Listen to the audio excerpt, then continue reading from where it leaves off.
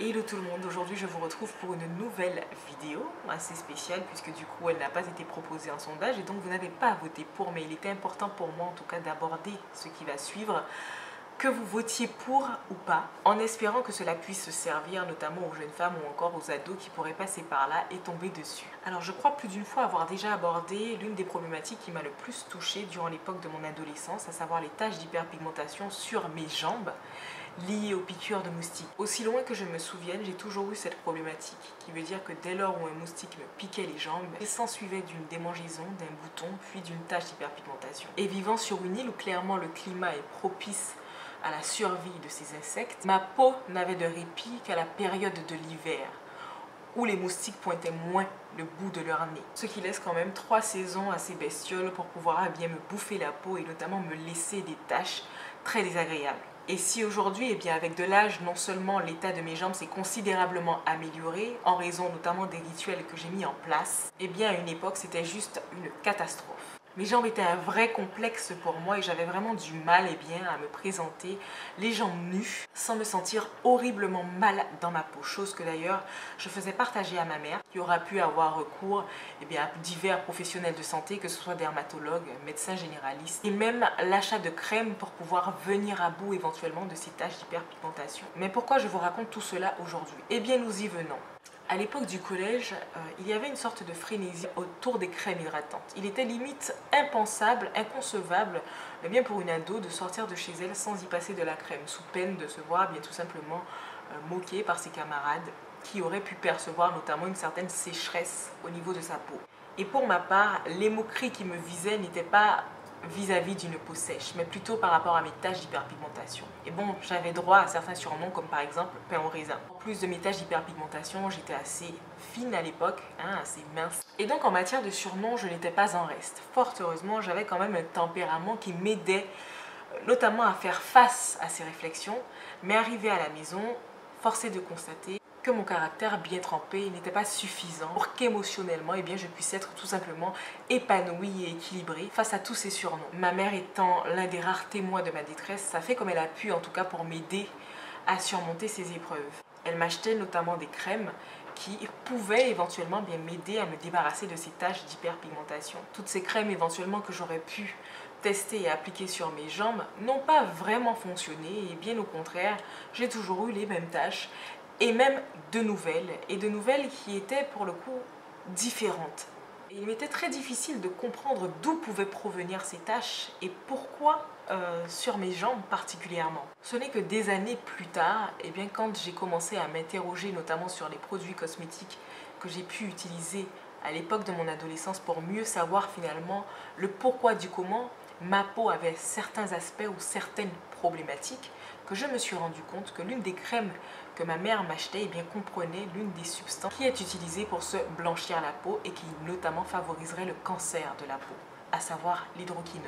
Cette crème est la crème de la marque Idol. Je n'utilisais pas spécialement pour les taches, mais pour hydrater ma peau.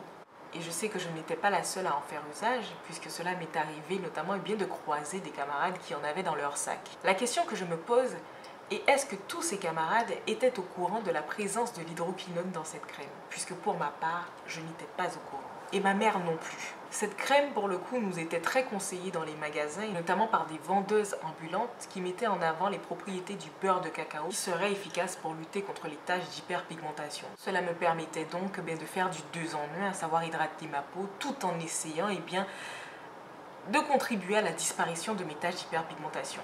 Sauf que l'aspect de ma peau ne s'améliorait pas pour autant. Et comme expliqué tout à l'heure, de nouvelles taches sont apparues sur d'autres formes et celles-ci pas issues de piqûres de moustiques. Je vous avais d'ailleurs fait une vidéo dans laquelle je vous mettais en garde notamment contre l'apparition de ces petites taches que vous pouvez percevoir sur votre peau et qui pourraient être le signe de cancer de la peau. En sachant qu'elles sont apparues précisément peu de temps après avoir utilisé cette crème, je me suis interrogée.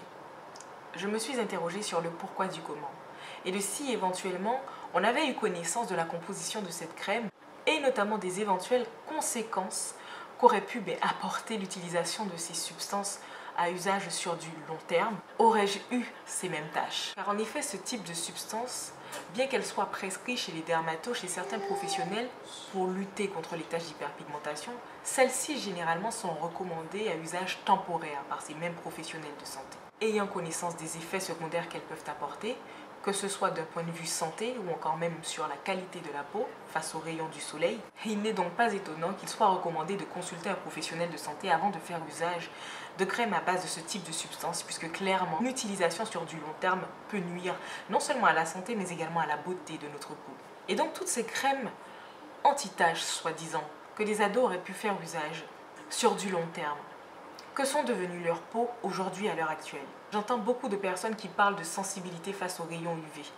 Eh bien, c'est notamment ces substances présentes dans les crèmes visant à faire partir les taches d'hyperpigmentation qui sensibilisent la peau face au soleil. Sans en être consciente, eh bien, on utilise ce type de crème année après année, jour après jour sur nos peaux qui fragilisent petit à petit celles-ci. Et on s'étonne que la peau des noirs ne soit plus aussi résistante qu'à une certaine époque face aux rayons UV. J'attire l'attention notamment des parents qui pensent bien faire quand ils achètent certains produits sans prendre le temps de vérifier la composition.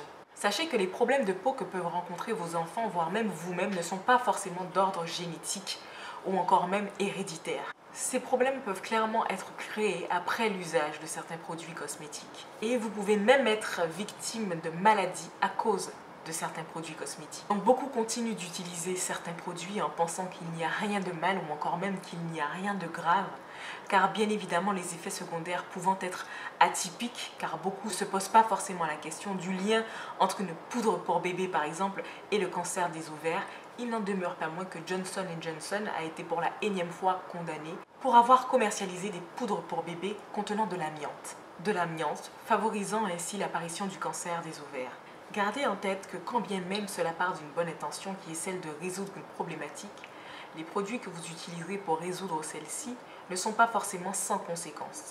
Et comme je le dis souvent, nous ne sommes pas la priorité de la science. Peut-être qu'aujourd'hui, il n'y a pas d'écrit noir sur blanc qu'un certain produit est néfaste pour votre santé ou encore même votre beauté, parce que tout simplement les recherches n'ont pas encore pu être menées pour le prouver. Donc prenez toutes les précautions qui s'imposent en tant que parent, pour ne pas que vos enfants puissent se retrouver à utiliser année après année des produits qui pourraient éventuellement détruire soit leur capital beauté ou même leur santé, sans même vous en rendre compte. Maintenant, j'ai voulu savoir d'où viennent ces crèmes, parce que tout simplement en France, la réglementation actuellement est celle que tout produit qui comporte à partir de 2% d'hydroquinone sont interdits sur le territoire français.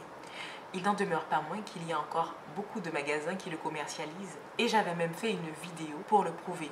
Un nouveau magasin qui avait ouvert dans la zone aéroportuaire et qui dès l'entrée exposait des produits à base d'hydroquinone. Et donc il s'agit donc du laboratoire Jabones Pardo, un laboratoire qui serait donc situé en Espagne, qui commercialiserait, qui concevrait donc ces produits cosmétiques et qui les commercialiserait dans le monde entier. Il existe plusieurs formules dont la plupart sont à base d'hydroquinone à 2% et de bien d'autres substances controversées, comme le BHT par exemple, qui n'est autre qu'un perturbateur endocrinien, ou encore même des filtres UV, controversés également, des parabènes et j'en passe. Mais ce qu'il est important de relever est que par ignorance, j'ai utilisé une crème à base d'une substance qui normalement implique le fait d'utiliser une protection solaire parce que ces mêmes substances fragilisent et sensibilisent la peau face aux rayons UV.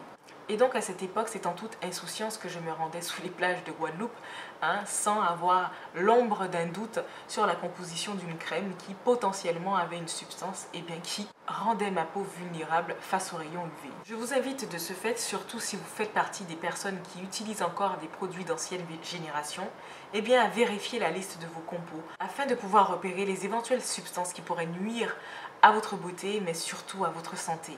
Et sachez que si vous utilisez la crème à Idol, pour pouvoir notamment vous hydrater la peau ou encore venir à bout de vos imperfections, celle-ci contient de l'hydroquinone. En cas d'apparition de taches suspectes sur votre peau, n'hésitez pas à vous rendre chez un dermato afin de vous assurer si celle-ci n'est pas cancérigène. Voilà, je pense avoir tout dit. J'espère en tout cas que cette vidéo vous sera utile. Je vous dis à très vite pour une prochaine vidéo et surtout prenez soin de vous.